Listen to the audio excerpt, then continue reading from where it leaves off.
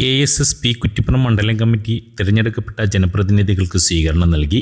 പുതുതായി തിരഞ്ഞെടുക്കപ്പെട്ട ജനപ്രതിനിധികൾക്കും ഭരണസമിതി അംഗങ്ങൾക്കും സ്വീകരണം നൽകി. KSSP പുതിയ പ്രസിഡന്റായി തിരഞ്ഞെടുക്കപ്പെട്ട TV രഘുനാഥൻ മാഷിനെയും ത്രിതല പഞ്ചായത്ത് തിരഞ്ഞെടുപ്പിൽ വിജയിച്ച കോൺഗ്രസ് ജനപ്രതിനിധികളെയും കുറ്റിപ്പുറം കോഓപ്പറേറ്റീവ് ബാങ്ക് ഡയറക്ടർ ബോർഡിലേക്ക് തിരഞ്ഞെടുക്കപ്പെട്ടവരെയും ചടങ്ങിൽ ആദരിച്ചു. പ്രസിഡന്റ് ഉണ്ണികൃഷ്ണൻ മാസ്റ്റർ അധ്യക്ഷത വഹിച്ചു. യോഗം ജില്ലാ സെക്രട്ടറിയും പുതിയ പ്രസിഡന്റുമായ TV രഘുനാഥൻ മാസ്റ്റർ ഉദ്ഘാടനം ചെയ്തു.